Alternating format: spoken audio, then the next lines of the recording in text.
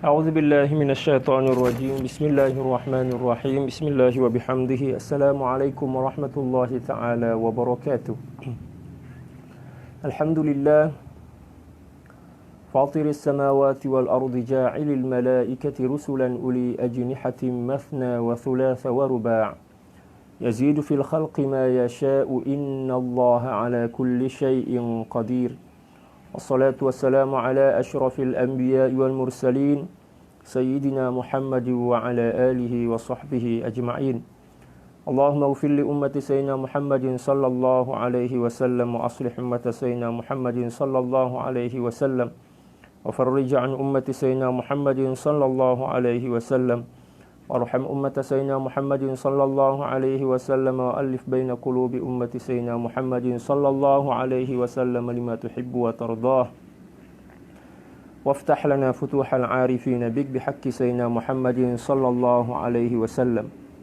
سبحانك لا علم لنا إلا ما علمتنا إنك أنت العليم الحكيم ولا حول ولا قوة إلا بالله العلي العظيم رب اشرح لي صدري ويسر لي أمري واحلل عقدة من لساني يفقه قولي وصلى الله على سيدنا محمد وعلى آله وصحبه وسلم والحمد لله رب العالمين. Alhamdulillah, kembali berjumpa dalam kajian tafsir dari tafsir karangan Sidi Syekh Al-Imam Profesor Dr. Wahbah Zuhaili radhiyallahu taala an yang berjudul At-Tafsirul Munir fil Aqidati Wasyari'ati wal Manhaj. Dan kita masih berada dalam suratul Al-Baqarah, dalam suratul Baqarah, dan kali ini kita telah sampai pada ayat ke-74 yang menjelaskan tentang betapa keras dan membatunya, bahkan lebih keras dari batu, hati-hati orang-orang Yahudi. Na'udzubillah. Qala Allah Ta'ala, a'udzu billahi minasy syaithanir rajim. Bismillahirrahmanirrahim. Thumma qasat qulubukum min ba'di dzalika fahiya kal hijarati aw ashaddu qaswah. Wa inna minal hijarati lama yatafajjaru minhul anhar. وإن منها لما يشقق فيخرج منه الماء وإن منها لما يهبط من خشية الله وما الله بغافل عما تعملون. Kata Allah Subhanahu wa taala, "Tsumma qasat qulubukum min ba'di dzalika fahiya kal hijarati aw ashaddu qaswah." Kemudian hati-hati kalian menjadi keras seperti batu. Ternyata hati, tetapi yang dimaksud hati di sini bukan yang berbentuk jantung itu. Ya, hati itu adalah latifah nuraniyah, sesuatu yang sangat halus yang mempunyai sifat seperti cahaya. Ternyata walaupun hati itu lembut, bisa berubah menjadi sesuatu yang keras melebihi kerasnya batu. Thumma qasat qulubukum min ba'di dzalika fahiya kal hijarati aw ashaddu qaswa. Kemudian hati-hati kalian berubah menjadi keras seperti batu, bahkan lebih keras lagi dari batu. Wa inna minal hijarati lama yatafajjaru minhul anhar. Karena sesungguhnya ada jenis batu, justru ada di antaranya yang mengalirkan air, ya, memuncratkan air, ya. Minhul anhar, ya, di antaranya yang teralir dari air tersebut bisa menjadi sungai-sungai. Yang maksudnya sungai-sungai memancar dari, ya, mata air yang, ya, keluar dari batu tersebut. Kita lihat di gunung-gunung, ya, air itu bisa melewati kerasnya batu, bisa membelah. Bahkan ketika Sayyidina Ibnu Hajar radhiyallahu taala an dalam kisah diceritakan ingin balik kampung karena sudah merasa tidak mampu untuk melanjutkan pendidikan beliau saat itu, ya, walaupun telah berbelas-belas tahun atau belasan tahun menuntut ilmu, akan tetapi Allah Subhanahu wa taala belum membuka pikiran dan hati beliau untuk memahami dan juga mengerti apa yang beliau terima dari guru-guru beliau. Beliau diperintahkan untuk, beliau meminta dan sowanlah kepada guru beliau untuk balik kampung atau pulang kampung. Tetapi ternyata beliau mendapatkan hidayah dari tetesan air dalam suatu goa yang mengenai batu cadas yang begitu keras dan akhirnya bisa hancur dan berlubang. Dan ini memberikan pengertian kepada kita bahwa sekeras apapun hati, apabila di dalamnya ada iman, insya Allah ada harapan dia akan kembali ke arah yang benar. Adapun orang-orang Yahudi yang memang hatinya telah distempel oleh Allah Subhanahu wa taala, telah ditutup dan dikunci serta digembok, maka nasihat dan ancaman seperti apapun tidak akan menyebabkan hati mereka terbuka untuk menerima kebenaran. Itu karena Allah Subhanahu wa taala telah mengunci hati mereka.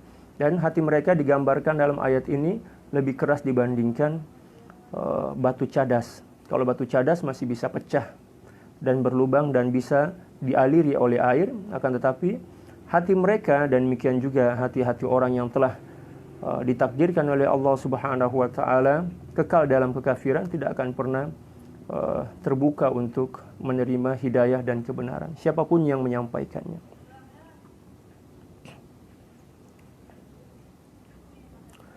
Wa inna minha lama yashaqqaqu fayakhruju minhul ma'.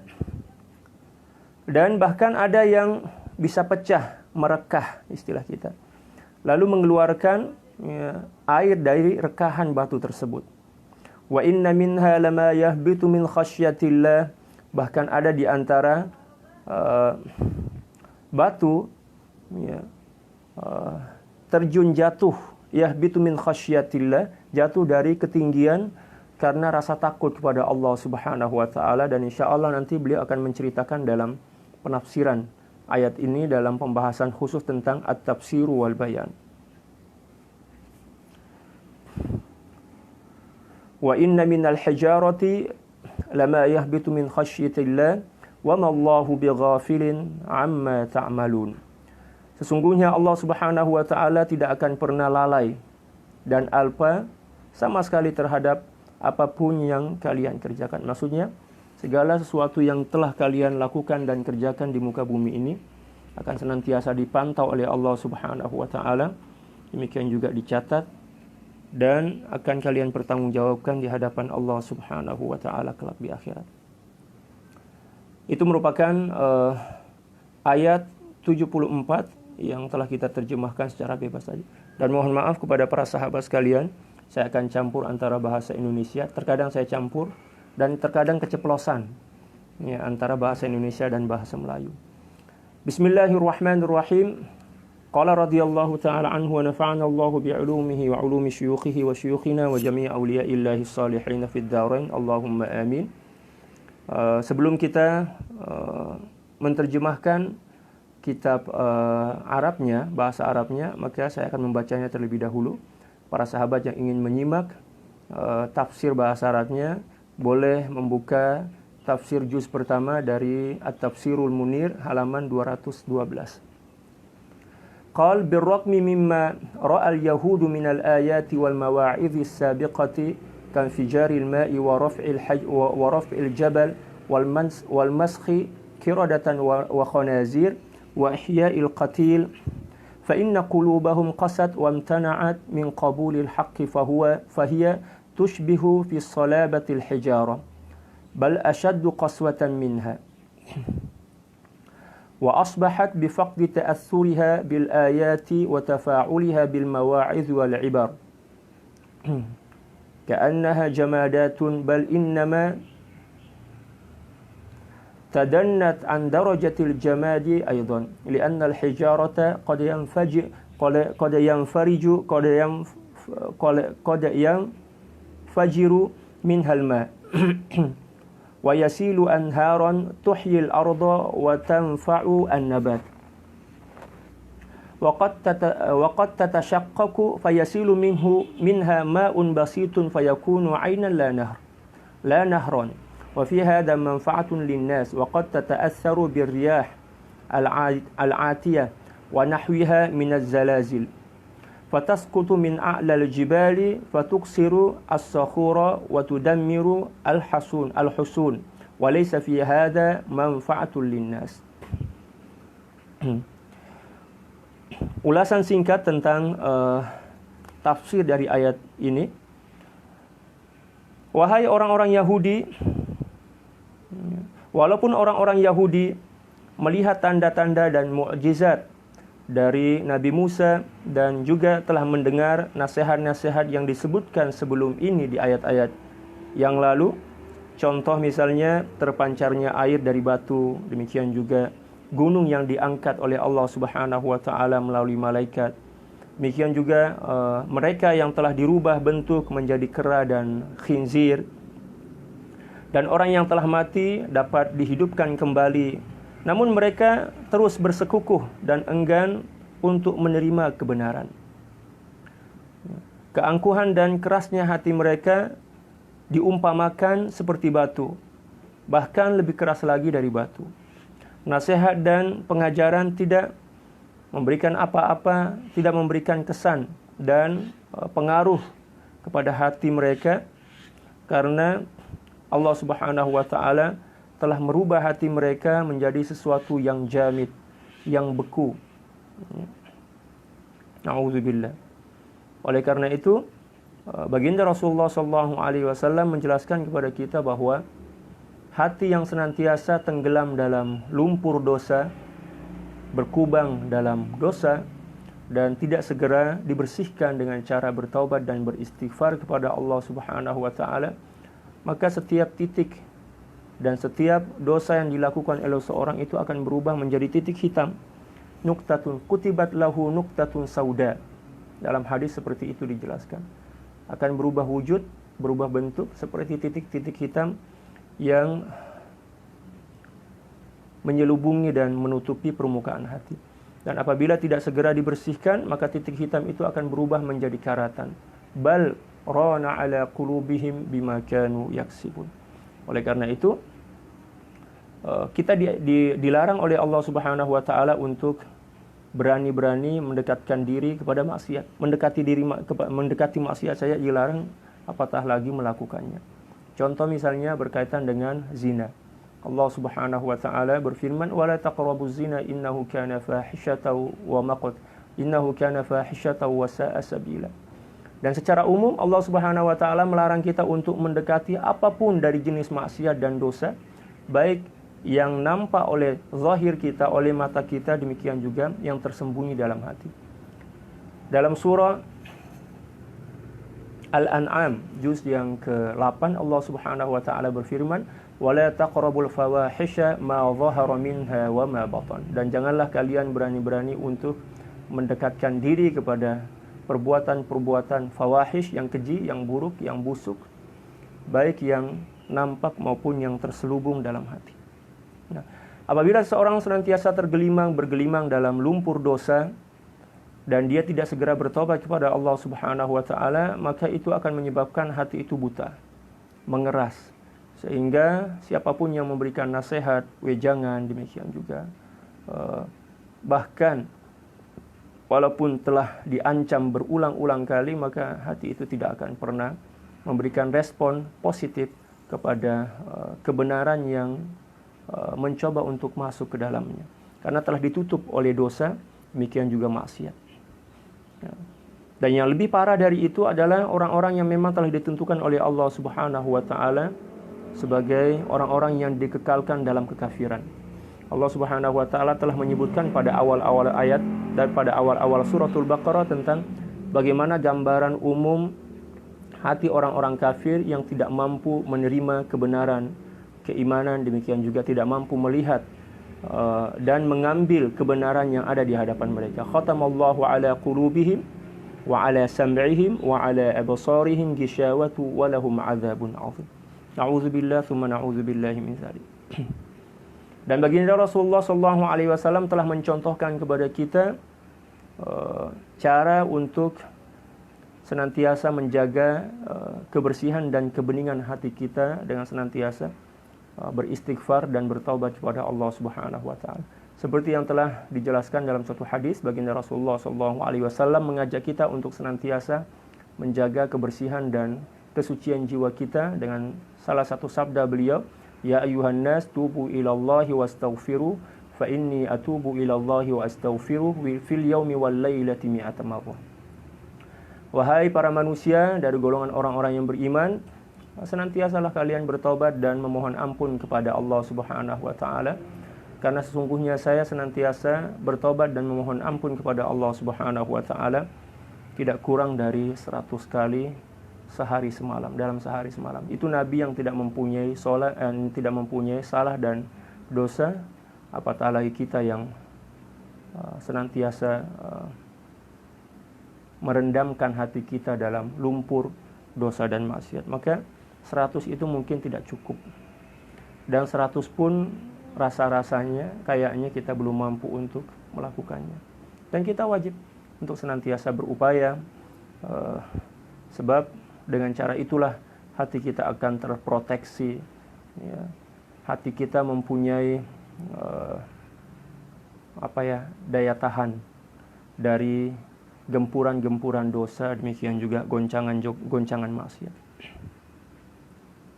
Bahkan derajatnya lebih rendah dari batu, dari spesies batu. Oleh karena batu, ada di antara batu yang ada kalanya terpancar daripadanya sungai yang mengalir di celah-celahnya, lalu menyemburkan dan menghidupkan tumbuh-tumbuhan. Nah, kita lihat batu sekeras apapun, terkadang kita melihat batu yang begitu keras, batu cadas yang begitu keras, ternyata di tengah batu tersebut mampu dialiri oleh air dan menjadi sungai-sungai yang mengalir, memberikan kesuburan dan kehidupan kepada seluruh makhluk yang ada di bumi ini. Berarti hati mereka itu lebih keras dari batu. Mengapa Allah Subhanahu wa taala mencontohkan seperti batu, walaupun sebenarnya masih ada benda yang lebih keras dibandingkan batu? Alasannya karena di waktu itu benda yang paling dekat atau sesuatu yang paling dekat dalam akal mereka terkait dengan sesuatu yang keras adalah batu. Kalau sekarang kan ada logam, ada baja yang lebih keras dari batu. Maka kalau seandainya Al-Quran itu diturunkan di zaman sekarang, maka mungkin Allah Subhanahu wa taala akan memperandaikan atau mengandaikan, memisalkan, ya, hati mereka itu bukan seperti batu, akan tetapi seperti baja, mungkin seperti logam yang keras. Dan semua ini memberikan manfaat dan faedah kepada manusia. Dan kadangkala ada jenis batu yang tertiup oleh angin kencang atau digetarkan, digoncangkan oleh gempa, lalu jatuh dari tempat yang tinggi, ya. Selanjutnya memecah batu-batu yang lain dan menghancurkan benteng dan tembok, ya. Dan ketika itu batu mungkin menjadi ancaman dan sumber malapetaka kepada manusia. Dalam penafsiran ini, Sayyidi Dr. Wahbah Zuhaili mencoba untuk mengilustrasikan tentang batu yang walaupun keras, tapi ternyata terkadang masih bisa memberikan manfaat kepada orang lain dan juga bisa menjadi penyebab perpindahan satu benda ke tempat yang lain, misalnya diilustrasikan oleh beliau seperti batu yang jatuh dari tempat yang dingin, yang tinggi, lalu menghantam batu-batu kerikil yang ada di bawahnya dan memecahkannya. Ya. Adapun hati mereka ternyata, ya, apa yang ada di dalamnya lebih keras dibandingkan batu yang tidak mampu terpengaruh oleh cahaya kebenaran sebesar apapun cahaya itu. Selanjutnya kata beliau radhiyallahu taala an, birraqmi min kulli tilkal mu'athirati wal 'izati wal 'ibar lam yazdad al-yahuda illa 'inadan wa fasadan walakin Allah ta'ala hafizun li'a'malihim wa muhsiha lahum thumma yujazihim biha. وفي هذا غاية التهديد والوعيد لأن قوله تعالى عما تعملون يشمل كل عمل صغير أو كبير ويؤكده قوله تعالى فمن يعمل مثقال ذرة خيرا يره ومن يعمل مثقال ذرة شرا يره. Peluang dan kesempatan untuk mengambil pengajaran dan hikmah senantiasa terbuka luas. Namun sebaliknya orang-orang Yahudi ini tetap bertambah keras kepala dan keras hati, sombong, angkuh, dan senantiasa menyebarkan dan menjadi sebab kerusakan dan kehancuran di muka bumi ini. Allah Subhanahu wa taala senantiasa melihat dan memperhatikan perbuatan-perbuatan mereka, menghitung, demikian juga mencatat apapun yang mereka lakukan di dunia ini. Kemudian Allah Subhanahu wa taala akan memberikan balasan sesuai dengan amal mereka, baik di dunia demikian juga di akhirat. Dan hal ini sesuai dengan ancaman yang telah Allah Subhanahu wa taala siratkan dalam pada penghujung atau akhir dari ayat tersebut. Ya. Wa mallahu bighafilin amma ta'malun. Sesungguhnya Allah Subhanahu wa taala tidak pernah alpa dan lalai dari apapun yang kalian kerjakan. Maksudnya di akhirat nanti sekecil apapun perbuatan mereka akan dihisab dan dirincikan oleh Allah Subhanahu wa taala dengan sangat teliti.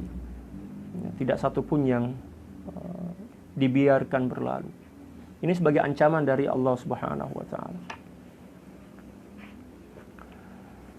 Berdasarkan apa yang telah mereka lakukan, meliputi semua amalan, baik yang kecil maupun yang besar. Ayat ini dikuatkan lagi dengan firman Allah Subhanahu wa taala, "Faman ya'mal mithqala dzarratin khairan yara wa man ya'mal mithqala dzarratin syarran yara." Suratul Zalzalah ayat 8. Barang siapa yang mengerjakan kebaikan sekecil apapun, walaupun sekecil biji sawi lah. Dulu Allah Subhanahu wa taala memberikan contoh sesuatu yang paling kecil itu dengan zarrah. Zarrah itu seperti biji sawi lah yang selalu kita dengar dari guru-guru kita. Ya, karena pada saat itu belum ada mikroskop. Kalau sekarang kan ada mikroskop. Jadi kira-kira kalau seandainya ayat ini turun di zaman kita sekarang, maka Allah Subhanahu wa taala tidak akan menggunakan kata zarrah, akan tetapi mungkin di situ Allah Subhanahu wa taala akan menyebutkan kata atom. Karena saat ini kalau nggak salah atom lah makhluk yang paling kecil yang telah mampu dikesan atau dilihat oleh manusia melalui alat canggih yang bernama mikroskop. Dalam ayat ini Allah Subhanahu wa taala menggambarkan betapa rinci dan betapa telitinya Allah Subhanahu wa taala membalas perbuatan seluruh manusia. Sekecil apapun perbuatan itu akan mendapatkan balasan, baik balasan kebaikan terkait dengan perbuatan yang baik dan malapetaka serta hukuman terhadap orang-orang yang melakukan keburukan.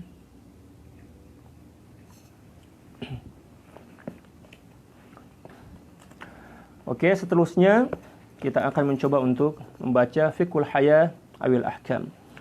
Lam yakhluqillahu ta'ala syai'an fi hadzal wujudi 'abathan wa innama li fa'idatin fa fil ayati dalalatun 'ala ba'd fawaidil ahjari wa nahwiha minal jamadat wa innaha tansa'u li amri Allah ta'ala fa in tamarradat fi'atun minal makhluqati 'an as-sibqatil ilahiyyah wa asbahat 'adimatan naf'i li 'adami ta'assuriha bil 'izati wa 'adami qabuliha al-haqqa fallahu yujaziha jazaa'an wifaqa fid dunya wal akhirah fayusallitu 'alayha fid dunya ba'd an-niqam illam tuharrikha an-ni'am. Allahu akbar. Wa yu'adzibuha fi nari jahannam fil akhirah li'ibaiha al-haqqa wa li'adami ta'atiha awamirallahi azza wa jalla awamir Allah ta'ala.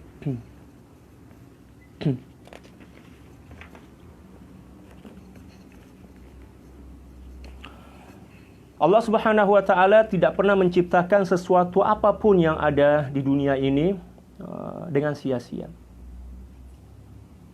Allah Subhanahu wa taala berfirman, "Afa hasibtum" apa dalam Al-Qur'an itu, dalam surah Al-Anbiya? "Afa hasibtum annallaha abathan wa annakum ilaina la turja'un." Ya, dalam ayat ini Allah Subhanahu wa taala menjelaskan bahwa tidak sesuatu pun yang diciptakan oleh Allah Subhanahu wa taala ya sia-sia.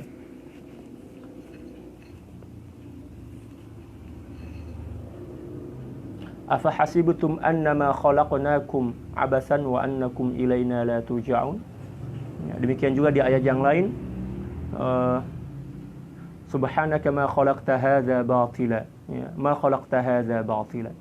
Dalam beberapa ayat yang saya jelaskan tadi telah menjelaskan bahwa tidaklah Allah Subhanahu wa taala menciptakan sekecil apapun makhluk kecuali memberikan manfaat kepada sesama, terutama kepada manusia. Contoh misalnya, mohon maaf ya, yang pernah diceritakan oleh guru kami ketika menjelaskan tentang ayat yang menjabarkan bahwa tidak satu pun makhluk yang diciptakan oleh Allah Subhanahu wa taala sia-sia. Contoh misalnya, mohon maaf, ini contoh yang paling buruk mungkin, kotoran manusia. Ya, kelihatannya nggak bermanfaat kan, tetapi ternyata banyak orang yang menjadi orang kaya, banyak orang yang menjadi kaya berkat kotoran manusia.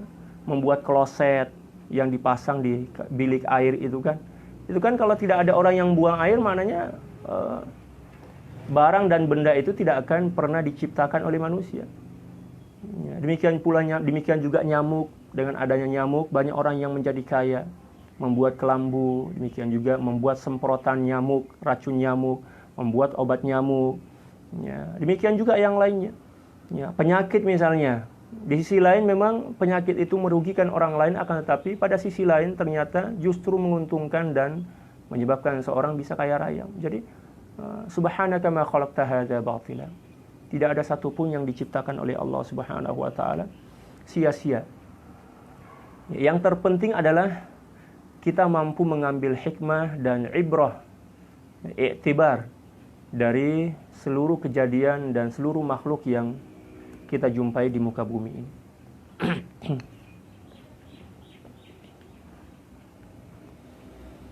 Allah Subhanahu wa taala tidak menciptakan sesuatu apapun di dunia ini dengan sia-sia.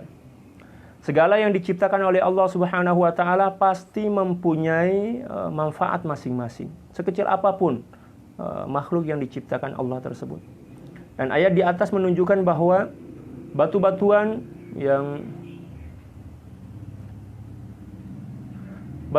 demikian juga yang serupa dengannya, ya, dari bahan yang jamid, yang keras, bahan beku, benda padat kalau dalam bahasa Indonesia, tunduk dan patuh kepada Allah Subhanahu wa taala, ya, sesuai dengan perintah yang diperintahkan kepada mereka dari Allah Subhanahu wa taala. Seluruh makhluk senantiasa tunduk kepada Allah. Contoh angin, Allah Subhanahu wa taala berfirman atau memerintahkan angin untuk bertiup ke barat, maka angin pun melakukannya tanpa bertanya kepada Allah Subhanahu wa taala. Demikian juga batu dari atas gunung yang begitu tinggi, ketika diperintahkan oleh Allah Subhanahu wa taala agar batu itu jatuh, maka batu itu menjatuhkan diri mereka masing-masing sesuai dengan perintah dan ketentuan Allah Subhanahu wa taala. Demikian juga dedaunan, daun-daun, walaupun belum kering, walaupun belum menguning, akan tetapi ketika Allah Subhanahu wa taala memerintahkan mereka untuk menjatuhkan diri, maka mereka akan menjatuhkan diri. Jadi segala apapun yang terjadi di muka bumi ini tidak terlepas dari perintah dan kehendak Allah Subhanahu wa taala. Oleh karena itu, bagi seorang yang mata hatinya tajam dan jiwanya hidup dengan cahaya-cahaya ketuhanan, apapun yang terjadi di muka bumi ini tidak akan pernah mereka pertanyakan mengapa hal itu terjadi. Karena hati mereka telah terbungkus, telah terpenuhi dengan cahaya keyakinan dan ketundukan serta keimanan, sehingga mereka betul-betul yakin bahwa apapun yang terjadi muka bumi ini merupakan bagian dari kehendak Allah Subhanahu wa taala yang memang telah diperintahkan untuk terjadi sesuai dengan apa yang telah menjadi takdir Allah Subhanahu wa taala. Ada orang sakit, orang yang mengenal Allah Subhanahu wa taala, mereka tidak akan pernah bertanya, "Loh, kok sakit?" gitu kan. Ya, kan dia rajin olahraga, rajin exercise, kok sakit begitu. Karena mereka paham bahwa penyakit itu akan senantiasa datang. Dengan cara apapun kita berusaha untuk memproteksi diri, menjaga diri, mengatur makanan kita, pemakanan kita atur, demikian juga pola hidup kita atur sedemikian rupa, akan tetapi penyakit itu pasti akan datang. Karena terjadinya suatu ketetapan dari Allah Subhanahu wa taala secara hakikat tidak perlu menunggu sebab. Ya, tidak perlu menunggu sebab. Karena kalau seandainya suatu kejadian itu berdasarkan sebab secara hakikat, berarti Allah Subhanahu wa taala untuk menetapkan sesuatu bergantung kepada sebab, dan sebab itu merupakan makhluk, dan itu tidak masuk akal. Karena dalam akidah kita ahli sunnah wal jamaah, kita meyakini dan kita diajarkan bahwa ketika Allah Subhanahu wa taala melakukan sesuatu, maka apa yang menjadi ketetapan Allah Subhanahu wa taala itu terjadi tanpa adanya campur tangan dari makhluk. Innama amruhu idza arada syai'an ay yaqula lahu kun fayakun. Seperti itu. Adapun kita melihat secara zahir, ya, sesuatu yang terjadi itu berdasarkan sebab, ya, itu bukan berarti sebab itulah yang memberikan dampak dan kesan kepada terjadinya sesuatu. Akan tetapi memang Allah Subhanahu wa taala telah menentukan bahwa sebab sesuatu itu akan terjadi walaupun tanpa sebab, akan tetapi Allah Subhanahu wa taala menjadikan sebab itu sebagai pengantar, ya, sebagai bungkus agar manusia ini bisa mengambil hikmah dan tidak kaget atau tidak terkejut ketika peristiwa itu terjadi secara tiba-tiba. Contoh misalnya, ada orang, ya, seorang perempuan, seorang wanita yang ditakdirkan oleh Allah Subhanahu wa taala melahirkan anak tanpa proses pernikahan dan kehamilan. Tiba-tiba setelah dia dewasa misalnya, atau remaja, cukup umur untuk, atau bahkan belum cukup umur, dia sedang duduk-duduk tiba-tiba melahirkan anak misalnya. Maka peristiwa itu tidak akan pernah mampu dicerna oleh akal kita dan akan menyebabkan keseimbangan kehidupan ini akan menjadi rancau, menjadi rusak, ya. Dan orang akan saling mencurigai dan orang tidak akan pernah mampu untuk menerima kenyataan tersebut. Oleh karena itu Allah Subhanahu wa taala memberikan muqaddimah, penghantar, untuk untuk memberikan sedikit ilustrasi secara singkat tentang apa yang akan terjadi dari apa yang telah ditentukan oleh Allah Subhanahu wa taala. Seperti itu. Tiba-tiba saja ada orang yang meninggal dunia, misalnya kan, tanpa adanya sebab. Orang akan kaget. Dan itu menjadi siksaan bagi manusia. Oleh karena itu Allah Subhanahu wa taala menjadikan sebab ini sebagai pengantar terjadinya pengantar dan tanda akan terjadinya sesuatu yang memang telah ditetapkan oleh Allah Subhanahu wa taala. Dan sebab itu juga merupakan sesuatu yang telah ditetapkan oleh Allah Subhanahu wa taala. Jadi kesimpulannya, sebab tidak akan memberikan dampak dan kesan kepada apapun yang menjadi ketetapan Allah Subhanahu wa taala. Akan tetapi sebab itu dijadikan oleh Allah Subhanahu wa taala hanya sebagai pengantar agar kita mampu mencerna, memahami dan menerima kenyataan dengan baik tanpa menimbulkan hal-hal yang kita tidak inginkan. Seperti yang saya contohkan tadi kan. Tiba-tiba saja seorang itu melahirkan anak tanpa proses pernikahan dan kehamilan. Ya, mishma'ul, ya, ini tidak boleh diterima oleh akal. Ya. Berkah kelemah lembutan Allah Subhanahu wa taala yang tidak ingin agar manusia ini terjebak dalam kesusahan dan tidak terjebak dalam kesusahan dan tidak terjebak dengan peristiwa yang bisa menyebabkan mereka kaget dan mungkin akan menderita, maka Allah Subhanahu wa taala menciptakan asbab sebagai pengantar dan sebagai tanda akan terjadinya sesuatu yang telah ditakdirkan dan ditentukan oleh Allah Subhanahu wa taala. Contoh yang lain, masalah rezeki misalnya kan. Betapa banyak orang yang rajin bekerja, tetapi ternyata hasil pekerjaan mereka, hasil yang mereka dapatkan dari pekerjaan itu tidak berimbang, tidak berbanding lurus. Dan ada orang yang kerjanya santai-santai aja, tetapi penghasilannya melebihi dibandingkan apa yang didapatkan oleh orang yang kerja keras. Tetapi lagi-lagi, apa yang saya sampaikan ini tidak menjustis atau tidak membenarkan, tidak menjadi pembenaran bagi orang-orang yang tidak melakukan sebab. Kita diwajibkan untuk tetap menunaikan sebab, beramal dan berusaha, karena sebab dan beramal itu merupakan salah satu perintah dan juga dianggap sebagai ibadah oleh Allah Subhanahu wa taala. Allah Subhanahu wa taala berfirman, "Wa qul i'malu fasayarallahu 'amalakum wa rasuluhu wal mu'minun wa saturadduna ila 'alimil ghaibi wasyahada fayunabbi'ukum bima kuntum ta'malun." Sudah jelas dalam Al-Qur'an. Itulah pemahaman kita Ahli Sunnah wal Jamaah berada di antara pemahaman Jabariyah dan Mu'tazilah. Kita berada di tengah.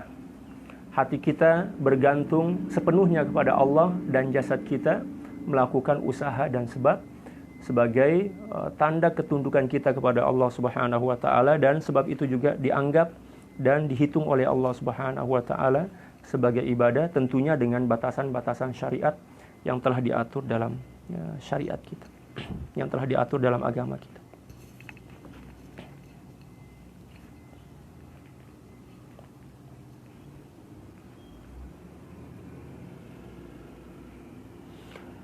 Kalau seandainya sebagian dari makhluk Allah Subhanahu wa taala durhaka dan ingkar kepada Allah Subhanahu wa taala atau kepada ajaran Allah Subhanahu wa taala, Allah tetap akan memberikan balasan dengan balasan yang setimpal, jazaa'u wifaqa dalam Al-Qur'an kan.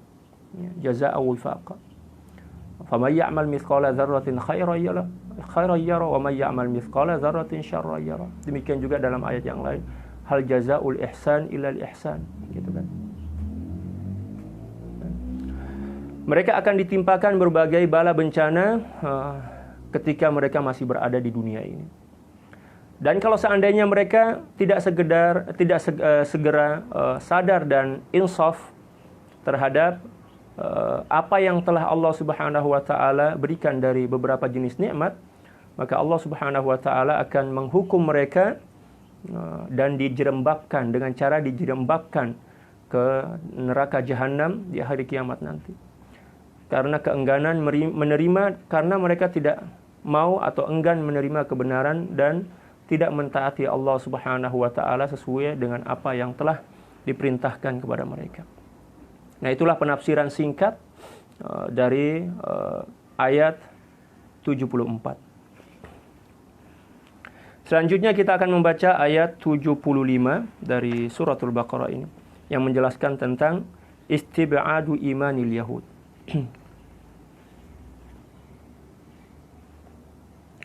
Allah Subhanahu wa taala berfirman, "Afatatma'una ay yu'minu lakum wa qad kana fariqum minhum yasma'una kalam Allah, thumma yuharrifunahu min ba'di ma 'aqaluhu wa hum ya'lamun. Wa idza laqul ladzina amanu qalu amanna wa idza khala ba'dhum ila ba'dhin qalu atuhaddithunahum bima fataha Allahu 'alaykum liyuhajjukum bihi 'inda rabbikum afala ta'qilun awala ya'lamuna anna Allaha ya'lamu ma yusirruna wa ma yu'linun. Wa minhum ummiyuna la ya'lamuna al-kitaba illa amaniya wa inhum illa yadhunnun." Terjemahan ayat 75, Allah Subhanahu wa taala berfirman, apakah kamu masih mengharapkan mereka akan percaya kepadamu? Afatatma'una ay yu'minu lakum wa qad kana fariqum minhum yasma'una kalam Allah. Padahal segolongan dari mereka mendengar firman-firman Allah Subhanahu wa taala lalu mereka mengubahnya setelah mereka memahaminya. Sedang mereka mengetahui. Nah, ini merupakan satu ayat yang kembali lagi membongkar tentang keburukan dan kebiadaban orang-orang Yahudi. Afatatma'una, apakah kamu masih mengharap mereka akan percaya kepadamu? Padahal segolongan dari mereka mendapatkan firman Allah, telah diturunkan kitab Taurat kepada mereka, akan tetapi mereka mengubahnya, mentahrif, yuharrifuna al-kalima 'an mawadhi'ih. Ya. Dan mereka, walaupun mereka memahaminya, ya, mereka faham tentang hukum-hukum tersebut, dan mereka tahu bahwa kitab itu merupakan kitab yang berasal dari Allah Subhanahu wa taala. Akan tetapi mereka merubahnya sesuai dengan keinginan mereka, ya. Dan juga mereka mengetahui bahwa akibat perubahan terhadap kitab-kitab yang mereka lakukan itu akan mendapatkan dampak, ya, negatif dan mendapatkan siksaan dari Allah Subhanahu wa taala. Akan tetapi mereka tidak peduli. Ya, dia orang tak kisah lah dalam bahasa Melayu. Dia orang tak kisah pun.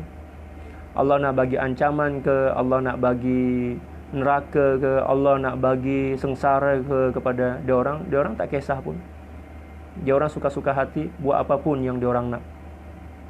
Dan ini menandakan betapa keras dan busuknya hati mereka. Adapun terjemahan ayat ke-76, dan apabila mereka berjumpa dengan orang-orang yang beriman, mereka berkata, kami pun beriman sama dengan kalian. Dan mereka juga mengatakan bahwa Nabi Muhammad itu adalah Rasul Allah Subhanahu wa taala.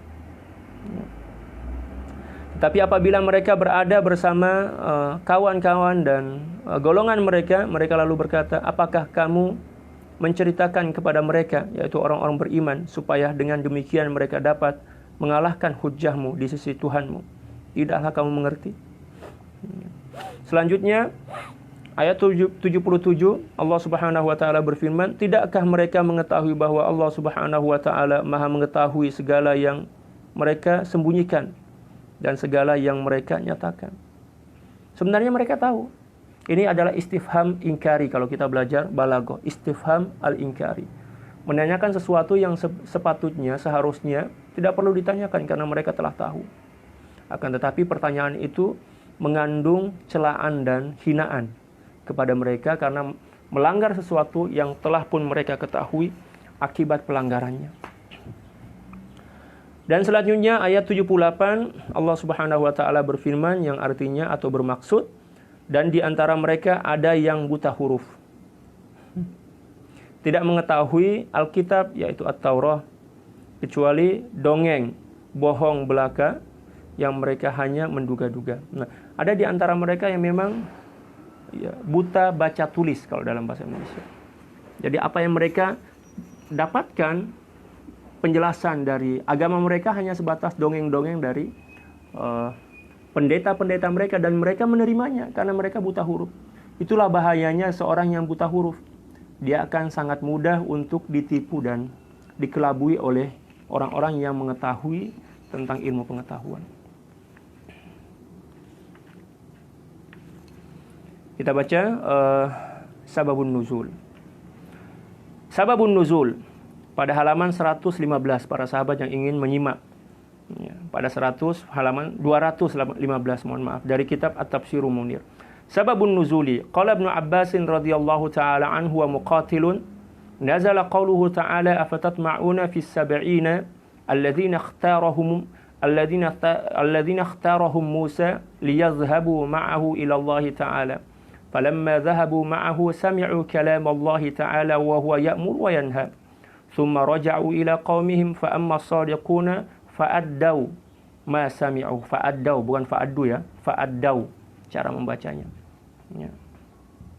Fa'addau ma sami'u wa qalat ta'ifatun minhum sami'na Allah min lafzi kalamihi yaqul in istata'tum an taf'alu hadhihi al-ashya'a faf'alu wa in syi'tum fala taf'alu fala ba's. Wa inda aktsaril mufassirin nazalatil ayatu fil ladzina ghayyaru ayatar rajm wa sifata sayyidina Muhammadin sallallahu alaihi wasallam. Wa ikhtalafa al-ulama bimadza arafa Musa kalam Allah wa lam yakun sami'a qabla dhalika khitabah. Faqila innahu sami'a kalaman laysa bihurufin wa aswatin wa laysa fihi taqti'un wala nafas. فحينئذ علم أن ذلك ليس هو كلام البشر وإنما هو كلام رب العالمين. وقيل إنه لما سمع كلاما لا من جهة وكلام البشر يسمع من جهة. Nah, وكلام البشر ini adalah jumlah haliyah kalau kita belajar ilmu nahwu. Wa qila innahu lamma sami'a kalaman la min jihatin wa kalamul bashari yusma'u min jihatin minal jihati sit alima annahu laysa min kalamil bashar. Wa qila innahu sara jasaduhu kulluhu masami'a. Masami'a tidak menggunakan tanwin karena ismul ladzi la yansarif. Ala sighati muntahil jumu. Segatnya segal muntahil jumu. Masajid, ya kan? Innahu sara jasaduhu kulluhu masami'a hatta sami'a biha dzalikal kalama sebagai maf'ulun bih. Fa'alima annahu kalamullah. Wa qila fihi innal mu'jizata dallat ala anna ma sami'ahu huwa kalamullah. Mohon maaf. Innal mu'jizata dallat ala anna ma sami'ahu huwa kalam Allah. Sebagai maf'ulun bih. Atau sebagai badal dari ha yang menjadi maf'ulun bih. Atau boleh juga sebagai khabar. Jadi dari mubtada huwa. Innal mu'jizata dallat ala ma sami'ahu huwa kalamullah. Boleh. Boleh juga innal mu'jizata dallat ala ma sami'ahu huwa kalamullah. Boleh. Ya, nahu macam tu. Nahu mengikut alasan kita lah, hujjah kita lah. Kalau kita banyak memahami dan menghafaz kaedah-kaedah nahu, senang je kita tukar-tukar haroka. Janji kita mampu nak bagi hujjah ya, tentang kaedah-kaedah berkenaan. Mohon maaf saya campur pula bahasa Melayu bahasa Indonesia. Tak apalah. Wa dzalika annahu qila lah ya ilqi asak fa alqaha fa sarat su'banan fa kana dzalika dalilan ala sidqil hal wa anna alladhi yaqulu lah inni ana rabbuk huwallahu azza wa jalla. Ayat ini menjelaskan tentang sukarnya orang-orang Yahudi menerima iman. Dari sekian mu'allaf yang ada di dunia ini, orang-orang Yahudi yang masuk Islam itu hanya beberapa persen saja. Mungkin 1 atau nggak sampai 1% lah. Kenapa? Karena memang hati mereka telah dikunci oleh Allah Subhanahu wa Ta'ala dan digembok sehingga sukar untuk menerima hidayah iman dari Allah Subhanahu wa Ta'ala. Kata para ulama, mengislamkan ateis, orang yang tidak beragama, mengingkari adanya Tuhan, itu lebih gampang dibandingkan mengislamkan atau mengajak orang-orang Yahudi ini masuk Islam.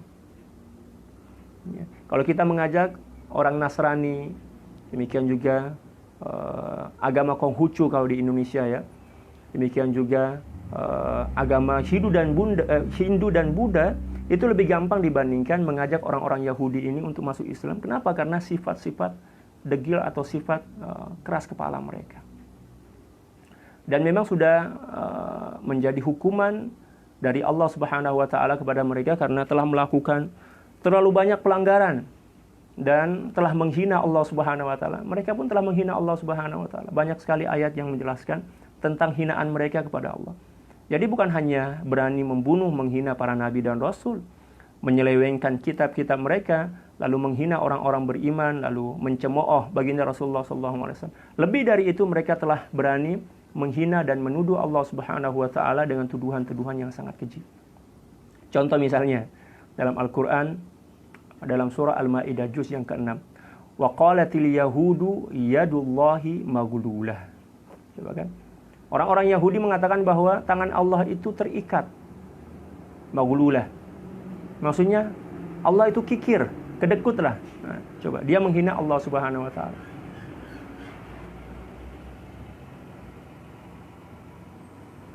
Bahkan mereka juga menghina Allah Subhanahu wa Ta'ala dengan mengatakan bahwa Allah itu kikir, kedekut. Ya, di ayat yang lain, tadi kan suratul Maidah. Dalam ayat yang lain Allah Subhanahu wa Ta'ala berfirman dalam surah Ali Imran juz yang ke-4. Qad sami'a Allahu qala alladziina qalu innallaha faqiru wa nahnu aghniya. Sesungguhnya Allah Subhanahu wa Ta'ala telah mendengar orang-orang yang mengatakan bahwa Allah itu fakir dan kami adalah golongan orang-orang yang kaya raya. Nauzubillah. Jadi jangan heran apa yang mereka lakukan, apa yang terjadi saat ini dari tindakan teror mereka, demikian juga penindasan, cacian. Itu memang sudah menjadi tabiat dasar mereka yang tidak akan pernah bisa dirubah oleh siapapun. Dan kebanyakan orang yang masuk Islam itu dari golongan orang-orang Nasrani, demikian juga orang-orang yang tidak bertuhan. Adapun dari Yahudi memang ada, akan tetapi sangat sedikit lah. Di antaranya adalah Ka'ab al-Ahbar. Itu kan merupakan salah seorang pendeta Yahudi yang masuk Islam setelah mendapatkan ajakan dan penjelasan tentang Islam dari para sahabat.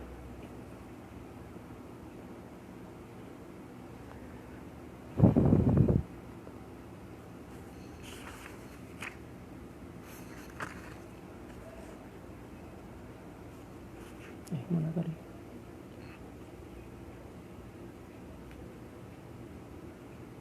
Oke, kita masuk dalam penafsiran ayat ini. Sayyidina Ibnu Abbas, sebab turunnya ayat. Kita akan membalas dulu tentang sababun nuzul. Sebab turunnya ayat atau kronologi turunnya ayat ini. Sayyidina Ibnu Abbas, demikian juga Muqatil radhiyallahu taala anhuma wa anil jami' telah berkata, ayat ini diturunkan atau diturunkannya ayat ini, yaitu firman Allah Subhanahu wa taala yang artinya, apakah kalian berharap mereka beriman kepada Allah Subhanahu wa taala, yaitu suratul Baqarah ayat 75. Oke. Orang yang telah dipilih oleh Allah Subhanahu wa taala ini berkaitan dengan orang-orang yang telah dipilih oleh Nabi Musa alaihissalam yang berjumlah 70 orang yang diajak oleh Nabi Musa untuk ikut serta menyertai atau mendampingi Nabi Musa melakukan tahannus di Bukit Tursina selama 40 hari untuk menerima kitab Taurat dari Allah Subhanahu wa taala. Untuk pergi bersama-sama beliau bermunajat kepada Allah Subhanahu wa taala. Ketika mereka pergi bersama Sayyidina Musa alaihissalam, mereka mendengar kalam Allah Subhanahu wa taala menyuruh dan melarang. Mereka mendengar Allah Subhanahu wa taala memberikan kesempatan kepada mereka untuk mendengar kalam-kalam Allah Subhanahu wa taala ketika diturunkan. Dan adapun berkaitan dan kaifiatnya tidak dijelaskan di dalam Al-Qur'an tentang kaifiat mereka mendengarkan atau bagaimana cara mereka mendengarkan kalam-kalam Allah tersebut. Mungkin di sini yang dimaksud mendengarkan bukan secara langsung, akan tetapi melalui Nabi Musa. Wallahu a'lam. Dan itu mungkin pendapat yang paling kuat karena mereka bukan nabi dan rasul, sehingga tidak bisa dan tidak mampu untuk mendengar langsung wahyu-wahyu Allah Subhanahu wa taala dari kitab Taurat. Kemungkinan yang dimaksud mendengar di sini adalah mendengar melalui perantara Nabi Musa.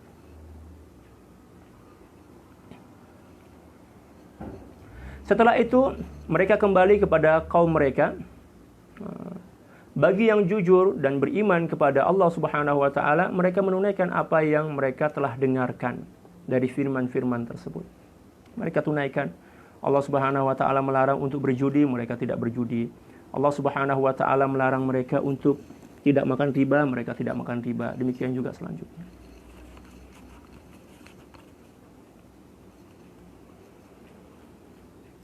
Dan ada segolongan di antara mereka yang berkata,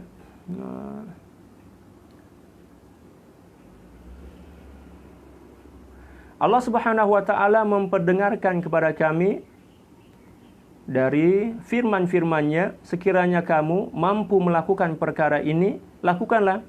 Dan jika kamu mau meninggalkannya, maka jangan kamu lakukan. Dan tidak mendapatkan dosa.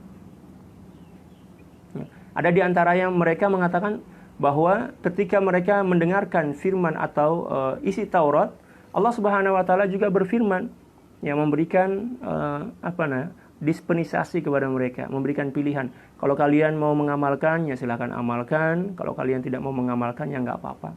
Dan ini merupakan salah satu kebohongan yang mereka lakukan.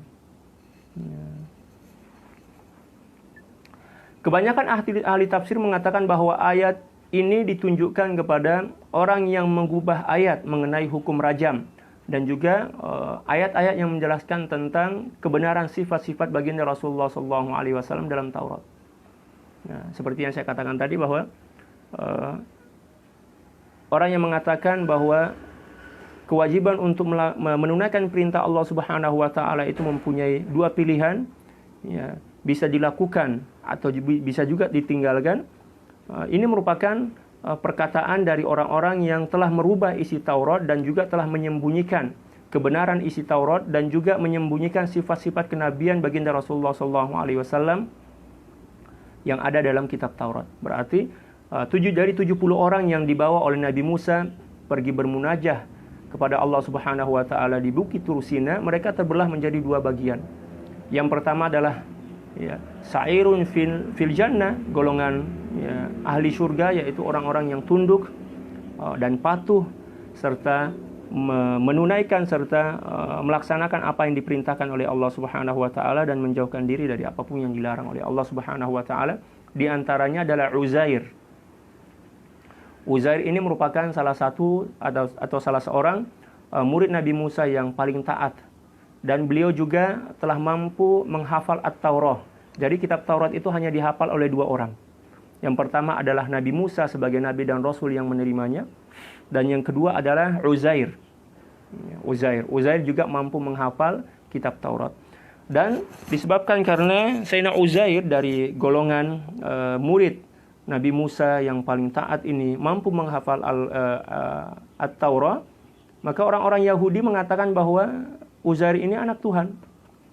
Nah, itulah kebodohan mereka. Ya. Baru sebatas mampu menghafal Taurat, keyakinan mereka langsung berubah. Mengatakan bahwa Uzair ini anak Tuhan. Dalam Al-Quran dijelaskan, وَقَالَتِ الْيَهُودُ عُزَيْرٌ ابْنُ اللَّهِ. Dan orang-orang Yahudi, sebagian orang Yahudi mengatakan bahwa Uzair tergolong sebagai anak Tuhan. Wa qalatil yahudu Uzairun ibnullah wa qalatil masihu Isa ibnullah. Nauzubillah. Dan itu merupakan puncak atau kemuncak dari kebodohan. Dan mereka juga menyembunyikan ayat tentang rajam bagi orang yang berzina. Dan itu terdeteksi oleh para sahabat di zaman baginda Rasulullah SAW terkait dengan hukum rajam bagi orang-orang yang berzina. Dan para ulama tidak bersependapat mengenai bagaimanakah Nabi Musa mengenal firman-firman Allah Subhanahu wa taala, maksudnya membedakan antara firman Allah dan perkataan yang lain, perkataan makhluk yang lain.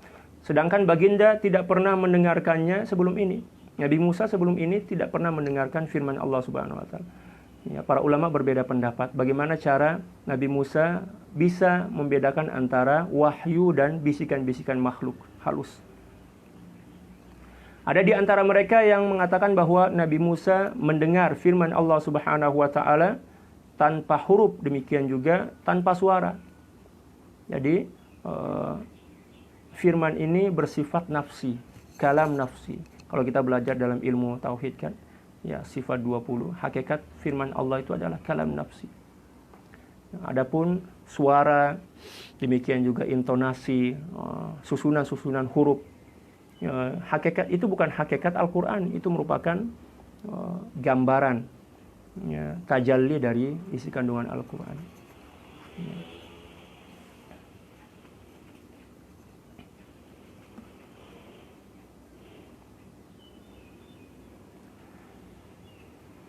Tidak ada ungkapan dan tidak ada hembusan nafas. Kalau kita berkata kan, ada hembusan nafasnya. Ada ungkapan, ada suara, demikian juga ada huruf. Nah, ketika Nabi Musa mendengarkan firman Allah atau wahyu Allah Subhanahu wa taala yang tidak sama dengan ciri-ciri perkataan manusia yang terhimpun dari beberapa huruf dan kata, demikian juga mempunyai intonasi, mempunyai suara, mempunyai desahan nafas ketika seseorang itu berkata atau berucap, dan ternyata apa yang beliau dengar pada saat itu tidak terdapat ciri-ciri bahwa apa yang beliau dengar itu merupakan perkataan makhluk. Dan dari situlah Nabi Musa meyakini bahwa itu merupakan firman atau wahyu dari Allah Subhanahu wa taala. Tentunya Di samping itu juga Allah Subhanahu wa taala memberikan isyarat dan keteguhan dalam jiwa beliau serta kemantapan keyakinan bahwa apa yang beliau dengar itu merupakan firman Allah Subhanahu wa taala. Itu pendapat sebagian ulama. Dan ada juga yang mengatakan bahwa Nabi Musa mendengarkan firman yang tidak datang dari 6 sudut, 6 arah. Kalau kita mendengarkan sesuatu itu kan pasti berada atau berasal dari satu di antara 6 arah kan. Ya, jihatus sit. Ya, baik atas, bawah, depan, belakang, kanan dan kiri. Adapun apa yang didengar oleh Nabi Musa itu memang didengar dari bukan dari arah atau bukan dari satu arah yang pada lumrahnya menjadi sumber dari suara yang kita dengar di dunia ini. Dengan demikian Nabi Musa mengetahui dan meyakini bahwa itu merupakan firman Allah Subhanahu wa taala dan bukan perkataan atau suara makhluk. Dan ada juga yang mengatakan bahwa seluruh anggota tubuh atau batang tubuh Nabi Musa alaihissalam menjadi alat pendengaran sehingga baginda Nabi Musa alaihissalam dapat mendengar firman-firman Allah Subhanahu wa taala dengan seluruh anggota tubuh beliau. Oleh karena itu beliau mengetahui bahwa kalam itu atau firman itu merupakan wahyu dari Allah Subhanahu wa taala. Jadi beliau mendengar firman atau wahyu itu melalui getaran tubuh beliau sendiri. Dan seluruh pendapat ulama yang menjelaskan tentang kaifiat bagaimana cara Nabi Musa mendengarkan wahyu dari Allah Subhanahu wa taala mempunyai dalil-dalil yang akurat dari Al-Qur'an dan hadis, akan tetapi secara hakikat hanya Allah saja yang mengetahui tentang bagaimana Allah Subhanahu wa taala menyampaikan wahyu itu kepada Nabi Musa.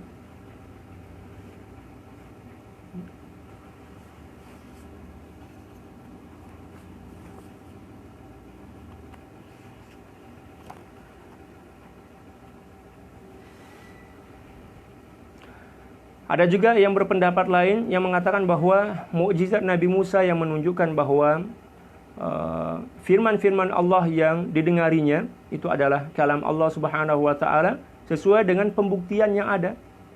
Ya. Contoh misalnya ketika beliau melemparkan atau mencampakkan tongkat beliau ketika diperintah oleh Allah Subhanahu wa taala dan tongkat itu berubah menjadi ular sesuai dengan apa yang telah difirmankan dan beliau dengar dari Allah Subhanahu wa taala, itu sebagai tanda bahwa ternyata apa yang beliau dengar itu merupakan firman Allah Subhanahu wa taala sesuai dengan pembuktian yang beliau saksikan dan juga disaksikan oleh orang-orang yang berada pada saat itu. Ini menunjukkan kebenaran keadaan tersebut dan yang memerintahkan beliau itu adalah Allah Subhanahu wa taala. Allah Subhanahu wa taala berfirman, "Inni ana rabbuk," sesungguhnya aku adalah Tuhanmu. Ketika Nabi Musa mendengarkan perintah untuk membuang tongkat atau melemparkan tongkat dan berubah menjadi ular seperti yang telah beliau dengar sebelum itu, setelah kejadian itu beliau kembali mendengar bisikan dalam jiwa beliau, "Inni ana rabbuk," sesungguhnya saya adalah Tuhanmu. Ini sebagai dalil bahwa kejadian atau peristiwa berubahnya tongkat menjadi ular setelah beliau mendapatkan perintah untuk membuang dan mencampakkan tongkat tersebut merupakan firman dari Allah Subhanahu wa taala. Selanjutnya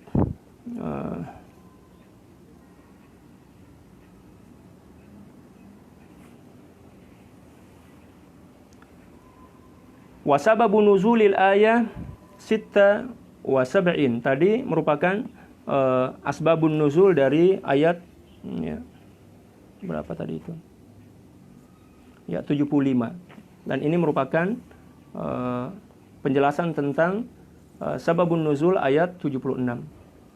Huwa ma qalahu Mujahidun qala an-nabiy sallallahu alaihi wasallam yauma quraidzah tahta husunihim faqala ya ikhwanal qiradah wa ya ikhwanal khanazir wa ya abadatat tagut, bukan abdah tetapi ya abadah, jama jamak isim fa'il mukassar. Abadah, tolabah, kafarah, gitu kan. Ya abadatat taguti faqalu man akhbara bihadza Muhammadan ma akhraja hadza illa minkum atuhaddithunahum bima fataha Allahu alaikum liyakuna lahum hujjatun alaikum fanazalat al-ayah. Wa qala Ibnu Abbas radhiyallahu ta'ala anhuma kanu idza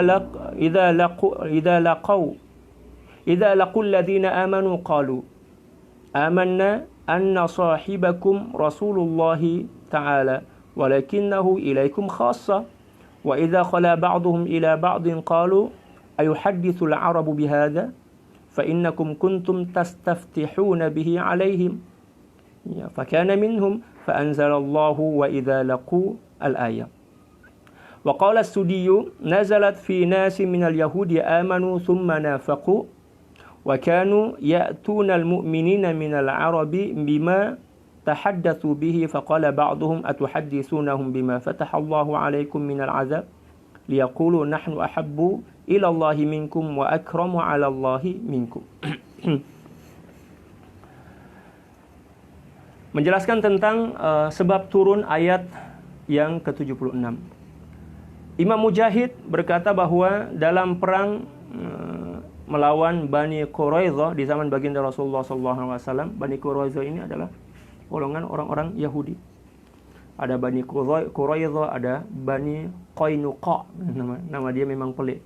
Aneh lah penyebutannya. Dan demikian juga Bani Nadir. Ada beberapa golongan orang Yahudi ini. Ada Bani Quraidzah, ada Bani Nadir, ada Qainuqa. Demikian juga ada satu lagi kalau nggak salah itu. Ya.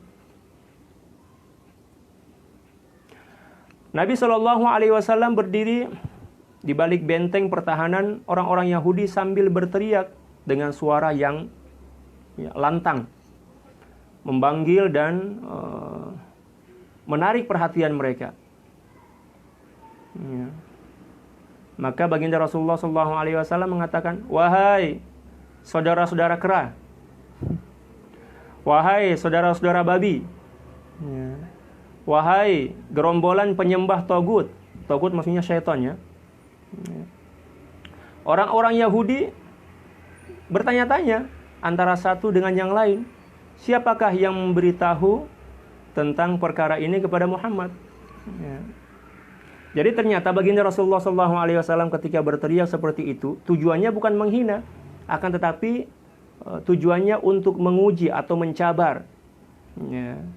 Mencabar mereka tentang pengetahuan mereka terhadap kitab Taurat, yang pada akhirnya bertujuan untuk menunjukkan atau memaklumkan diri bahwa beliau itu adalah seorang nabi yang mengetahui isi kandungan Taurat melalui penjabaran Allah Subhanahu wa taala dalam Al-Qur'an. Itu umpanan sebenarnya, umpanan.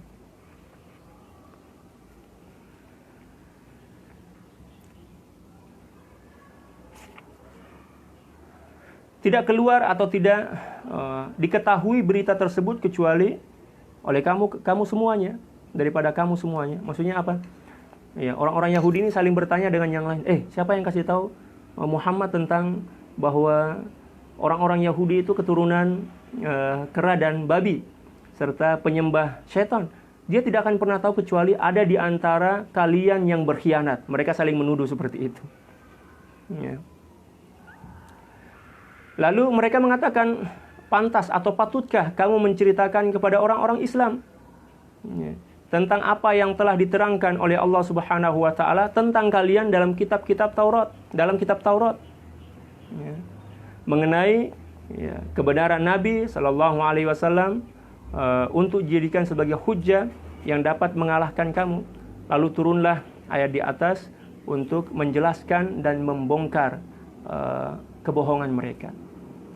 Selanjutnya Sayyidina Ibnu Abbas radhiyallahu ta'alaan berkata, apabila ketika mereka berjumpa dengan orang-orang yang beriman, mereka berkata, kami beriman bahwa anna sahibakum Rasulullah, bahwa sesungguhnya sahabat kalian itu adalah benar, merupakan pesuruh Allah, Rasul Allah Subhanahu wa taala. Karena mereka memang yakin sebenarnya bahwa baginda Rasulullah SAW itu adalah seorang nabi dan rasul. Akan tetapi sifat gengsi dan Sifat hasad mereka lah yang menghalangi mereka untuk tidak beriman kepada baginda Rasulullah SAW, dan juga disebabkan karena hati mereka telah dicop, telah dikunci, telah digembok, dimangga. Sini orang panggil gembok itu mangga. Hati mereka telah dimangga, ditutup oleh Allah Subhanahu wa taala menggunakan mangga, sehingga mereka tidak mampu beriman kepada baginda Rasulullah, walaupun mereka yakin bahwa baginda Rasulullah SAW adalah seorang nabi dan rasul.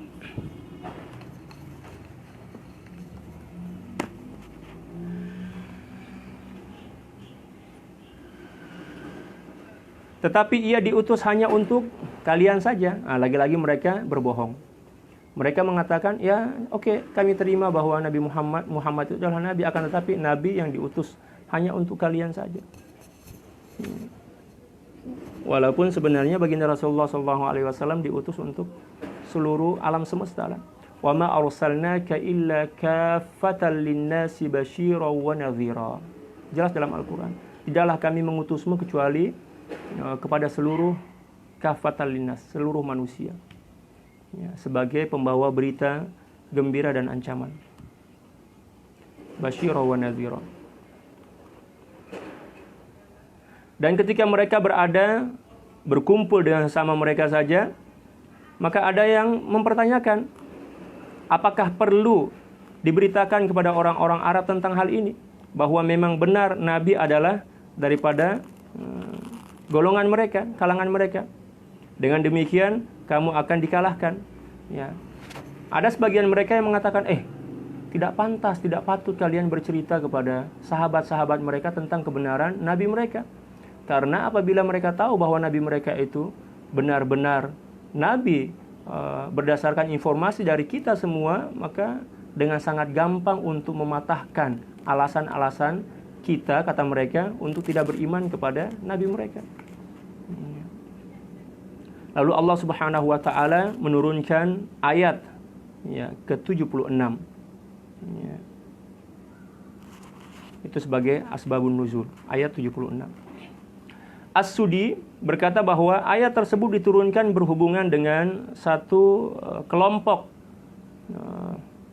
dari orang-orang Yahudi yang telah beriman dan kemudian mereka menjadi munafik. Ayat ini menyinggung tentang segolongan orang Yahudi yang setelah beriman kepada Allah Subhanahu wa taala, mereka menyembunyikan kekafiran, berubah menjadi orang-orang munafik, menyembunyikan kekafiran dan menampakkan atau memperlihatkan keimanan. Mereka memberitahu orang-orang Arab yang beriman tentang apa yang mereka ceritakan sesama orang Yahudi. Lalu sebagian dari mereka berkata, pantaskah atau patutkah kalian menceritakan kepada mereka, kepada orang-orang Islam, dengan apa yang telah diterangkan oleh Allah Subhanahu wa taala kepada kamu tentang azab yang akan menimpa kalian sendiri, supaya mereka berkata, kami adalah lebih dikasihi oleh Allah Subhanahu wa taala daripada kalian dan lebih mulia dibandingkan kalian semua di sisi Allah Subhanahu wa taala. Dan di dalam penjelasan ini, ternyata orang Yahudi itu sudah sadar dan sangat mengetahui bahwa mereka akan diancam dan akan dibinasakan serta diazab oleh Allah Subhanahu wa taala akibat ketidakberimanan mereka dan juga akibat dosa-dosa serta seluruh kesalahan-kesalahan yang mereka lakukan. Sangat sakitnya hati mereka itu. Mereka tahu tentang kenabian baginda Rasulullah SAW. Mereka tahu tentang azab yang akan menimpa mereka. Mereka tahu bahwa mereka akan dihinakan oleh Allah Subhanahu wa taala di dunia dan di akhirat. Mereka tahu tentang kebenaran Islam, kebenaran Al-Qur'an, akan tetapi mereka tidak mampu untuk menerimanya, dan itu merupakan hukuman yang paling berat dari seluruh hukuman yang ada. Allahu Akbar. Itu sangat menyakitkan. Contoh misalnya, kita kasih contoh, bagi contoh. Di hadapan kita ada sesuatu yang harganya mahal. Di hadapan kita. Sesuatu itu ada di hadapan kita. Dan mampu kita beli, mampu kita miliki karena kita mempunyai uang yang banyak. Dan tidak ada orang yang melarang kita untuk bisa dan boleh memilikinya. Dan ada orang yang telah menawarkan kepada kita, ayo beli aja, ayo beli, ini murah, dan kamu kan orang kaya, banyak duit. dan tidak akan mengurangi kekayaan kamu. Beli aja. Atau bahkan dikasih gratis, free lah, ambil aja. Free pun ambil, tak payah nak bayar. Ada di hadapan kita, tidak ada orang yang melarang kita. Bahkan kita diperintahkan, dimotivasi. Bahkan kita dipaksa, ambil. Tapi ternyata kita tidak mampu mengambilnya. Bukan karena kita tidak punya uang, bukan karena tidak ada orang yang mengajak kita, bukan karena ada orang yang menghalangi kita. Dan kita faham bahwa apabila kita tidak mengambil sesuatu itu akan menjadi penyesalan di penghujung hari nanti. Dan ketidakmampuan kita untuk mengambilnya itu merupakan salah satu bentuk azab dalam jiwa kita.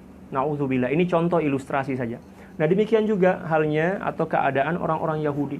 Sangat menyakitkan. Dan itu merupakan azab yang paling menyakitkan yang mereka rasakan di dunia ini sebelum di akhirat nanti. Allahu Akbar. Selanjutnya kita membahas tafsirnya secara ringkas saja. At-tafsir wal bayan. Harisa an-nabiy sallallahu alaihi wasallam wa sahabatuhu ala indimami ahli al-kitab al-yahudi wan nasara ila da'watihi wal imani bi risalatihi fi muwajahatil musyrikin liwujudi jusuril tiqa'i ma'ahum min al-imani bi wujudil ilahi wat tasdiqi bil anbiya'i wa bil ba'thi wal yawmil akhir wa qad ruya annaha nazalat fil ansari alladhina kanu hulafa'a lil yahud wa bainahum jiwarun wa rada'ah. Allahu akbar. Wa kanu yawadduna law aslamu fa anzalallahu ta'ala afatatma'una ay yu'minu lakum.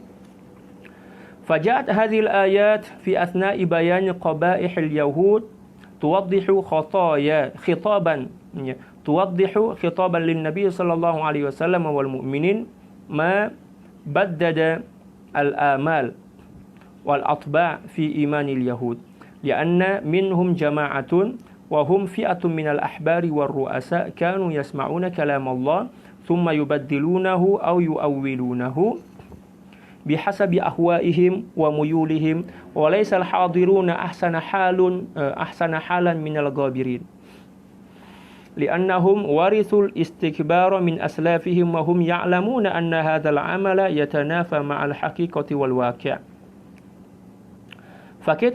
فكيف تطمعون إذن في إيمان من له سابقة في الضلال وسبب آخر يدعو إلى عدم إيمانهم هو أن منافقيهم إذا قابلوا المؤمنون قالوا نحن مؤمنون بالله وبالنبي كإيمانكم إذ هذا النبي هو المبشر به عندنا فنحن معكم وإذا انفردوا مع بعضهم قالوا كيف تحدثون أتباع محمد بما أنزل الله عليكم في التوراة كيف تفعلون هذا وهم يحتجون عليكم بكلامكم ويخاصمونكم به عند ربكم يوم القيامة أتذيعون أسراركم التي تضركم فيرد الله عليهم ألا يعلمون أن الله يعلم ما يسرون أن الله تعالى يعلم السر والعلن ويعلم الغيب والشهادة فسواهم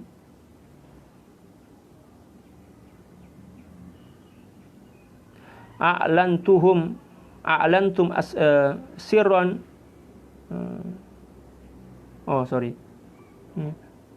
فسواء أعلنتم سرا أم أضمرتموه فإن الله سيجازيكم على أعمالكم ثم ذكر الله تعالى هذا شأن علماء اليهود وأحبارهم أما الأميون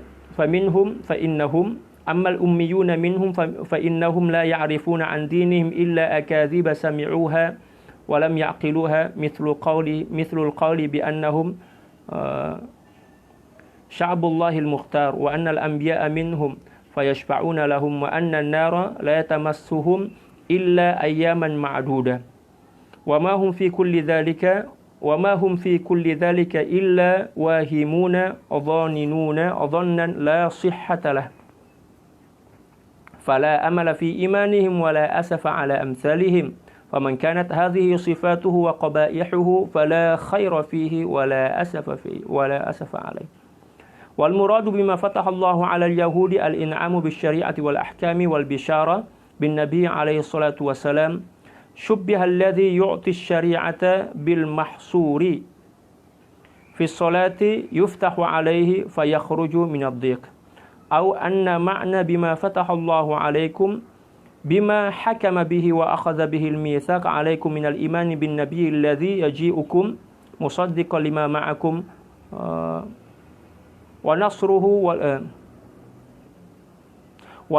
bil imani wa nasrihi wal maqsudu bi qawlihi 'inda rabbikum annal muhajjata fil akhirati kama qala Suyuti wa ra'al muhaqqiquna annahu bi ma'na fi kitabillahi wa hukmihi ay annama tuhaddithunahum bihi minat taurati muwafiqun lima fil Qur'an fal muhajjatu fid dunya fa huwa ka qalihi ta'ala fi ahli al-ifk fa idh lam ya'tu bisyuhada'i fa ulaika 'inda Allahi humul kadhibun ay fi hukmihi al-mubin fi kitabihi wa amma al-amani fa huwa al-akadhib wa fassaraha ba'dhum bil qira'at ay أنهم لا حظ لهم من الكتاب إلا قراءة ألفاظه من غير فهم ولا اعتبار يظهر أثرهما في العمل فهو على حد مثل الذين حملوا التوراة ثم لم يحملوها كمثل الحمار يحمل أسفارا. Kita mencoba untuk membaca ulasan tafsirnya secara ringkas saja. Sebenarnya masih banyak ini. Tidak apa-apa lah. Nabi Muhammad SAW dan para sahabatnya menaruh harapan dan agar ahli kitab dari golongan Yahudi dan Nasrani bergabung dan masuk Islam, bergabung dalam dakwah untuk mengajak orang-orang musyrik masuk Islam. Karena adanya persamaan antara mereka, yaitu percaya tentang kewujudan Allah Subhanahu wa taala serta juga meyakini dan membenarkan para nabi dan meyakini hari kebangkitan serta hari kiamat. Jadi di sini baginda Rasulullah SAW dan para sahabat dijelaskan bahwa sedang bernegosiasi dengan orang-orang Yahudi dan Nasrani untuk menyatukan shaf sesuai dengan visi dan misi yang telah disepakati, karena adanya keserupaan ajaran yang dibawa oleh baginda Rasulullah SAW, demikian juga yang dibawa oleh Nabi Musa dan Nabi Isa, walaupun telah terjadi beberapa penyelewengan di dalamnya. Beliau mencoba untuk mengajak menyatukan shaf, menyatukan kekuatan untuk memberikan penjelasan dan mengajak orang-orang musyrik kota Mekah masuk ke dalam Islam. Itu sebagian ulama berpendapat seperti itu. Akan tetapi suatu riwayat lain menegaskan bahwa itu ada riwayat yang lain seperti itu ya. Akan tetapi riwayat yang lain menjelaskan bahwa ayat ini diturunkan kepada orang-orang Ansor yang mempunyai atau menjadi sekutu bagi orang-orang Yahudi, karena adanya hubungan hubungan tetangga. Karena memang orang-orang Yahudi pada saat itu di kota Madinah hidup di sekitaran kota Madinah. Jadi orang-orang Ansor ini mempunyai keinginan untuk mengajak orang-orang Yahudi sebagai sahabat lama mereka, demikian juga sebagai tetangga mereka untuk masuk Islam. Sangat sangat teringin untuk mengajak mereka masuk Islam. Dan juga mempunyai hubungan yang sangat dekatlah dengan mereka. Mereka ada hubungan ada hubungan dagang, ada hubungan diplomatik antara orang-orang Ansor ketika itu dan orang-orang Yahudi. Demikian juga ada hubungan persaudaraan sebagai anak bangsa lah begitu, sebagai orang-orang yang memang tinggal di kota Madinah. Rasulullah SAW dan para sahabat sangat berharap agar orang-orang tersebut beriman. Lalu Allah Subhanahu wa taala menurunkan ayat ke-75. Ayat 76 ya, bukan 75. 75 sudah lewat tadi. Ya. Jadi ayat ini merupakan ayat yang menegur para sahabat dan baginda Rasulullah SAW yang sangat berharap agar orang-orang Yahudi yang ada di sekitar kota Makkah itu beriman dan percaya dengan apa yang dibawa oleh baginda Rasulullah SAW. Ayat-ayat di atas diturunkan sewaktu Allah Subhanahu wa taala menerangkan keburukan orang-orang Yahudi agar baginda SAW, demikian juga orang-orang mukmin yang ada pada saat itu dari golongan para sahabat tidak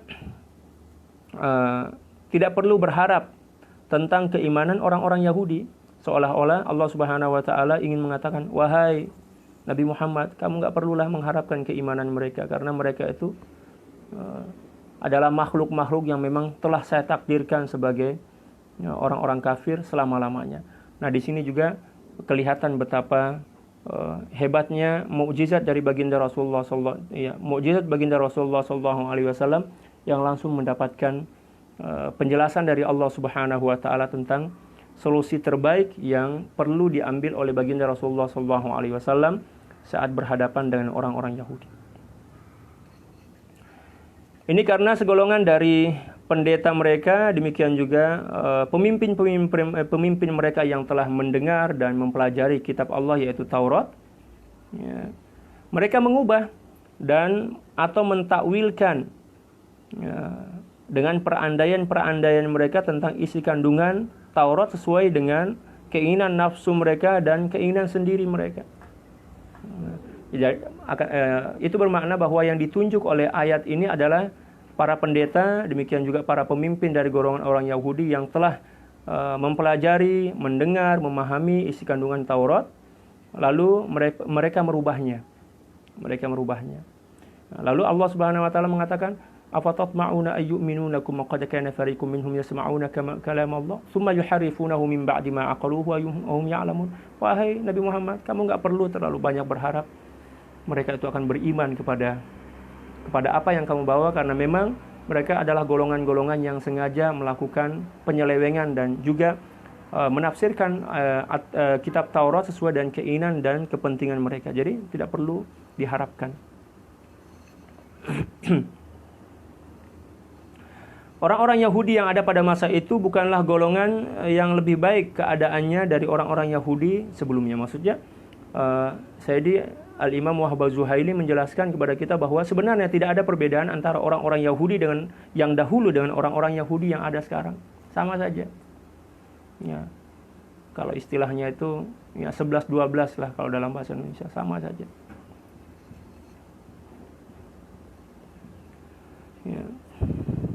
Karena mereka memang tetap mewarisi sifat-sifat sombong dan takabur serta keburukan-keburukan dari nenek moyang mereka yang terdahulu. Mereka sudah mengetahui bahwa perbuatan mereka yang bertentangan atau melawan dengan hakikat dan kenyataan kebenaran dari isi kandungan Taurat dan Injil. Oleh sebab itu, bagaimanapun kamu berusaha untuk mengharapkan dan mengajak mereka untuk beriman, maka mereka tidak akan pernah beriman karena nenek moyang mereka pun juga pernah membangkang dan tidak mampu menerima apa yang telah disampaikan oleh Nabi Musa kepada mereka. Dan di antara sebab-sebab yang lain yang menghalangi mereka untuk beriman kepada apa yang dibawa oleh baginda Rasulullah SAW adalah sifat kemunafikan yang ada pada diri mereka. Apabila orang munafik di kalangan mereka bertemu dengan orang beriman, mereka berkata, kami beriman kepada Allah Subhanahu wa taala dan nabi kalian, yaitu Nabi Muhammad, seperti mana kalian beriman kepada Allah dan kepada nabimu. Ya. Karena nabi tersebut, yaitu Nabi Muhammad SAW, telah dijelaskan tentang akan datangnya ya, di akhir zaman nanti dalam kitab kami. Oleh karena itu kami adalah orang-orang yang juga beriman bersama kalian. Akan tetapi apabila mereka kembali berjumpa dengan golongan-golongan mereka, mereka berkata, pantaskah kamu memberitahu kepada pengikut Muhammad tentang apa yang telah diturunkan oleh Allah Subhanahu wa taala kepada kalian di dalam kitab Taurat? Maksudnya yang lain komplain dan protes, kamu tadi cerita tentang kebenaran nabi mereka yang ada dalam Taurat, demikian juga bercerita tentang apa yang akan dibawa oleh baginda Rasulullah SAW itu merupakan suatu kebenaran dan hak. Kenapa kamu bongkar rahasia itu? Bagaimana mungkin kalian melakukan hal tersebut? Sedangkan mereka menjadikan apa yang kalian sampaikan kepada mereka sebagai alasan dan sebagai dalil untuk mengalahkan kalian ketika kalian nanti berdebat. Mereka juga menggunakannya untuk membantah dan menjatuhkan kamu di hadapan Allah Subhanahu wa taala di hari kiamat nanti. Allahu Akbar.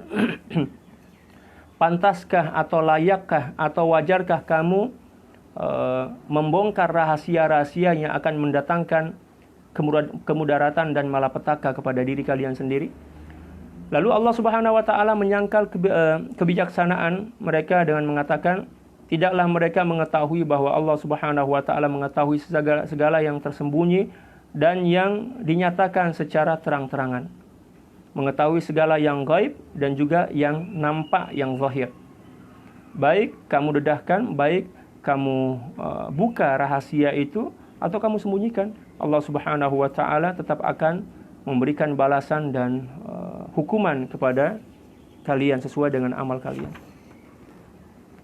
Nah, penafsiran ini menjelaskan kepada kita dan juga kembali menguatkan tentang mengapa Allah Subhanahu wa taala melarang baginda Rasulullah SAW dan para sahabat untuk memberikan pencerahan tentang Islam kepada orang-orang Yahudi. Allah Subhanahu wa taala seolah-olah ingin mengatakan, kalian enggak usah buang-buang waktulah untuk mengajak mereka beriman kepada kitab Al-Qur'an, demikian juga mengakui bahwa baginda Rasulullah SAW adalah seorang nabi, karena apa yang terjadi di zaman nenek moyang mereka yang mengingkari kebenaran Nabi Musa, demikian juga mengingkari ajaran Taurat yang telah diterima oleh mereka, itu juga akan terjadi di zaman kalian, yaitu zaman baginda Rasulullah SAW dan para sahabat, dan mereka tidak akan pernah mau beriman dan tidak akan pernah mau berdamai dengan kalian. Secara ringkas seperti itu.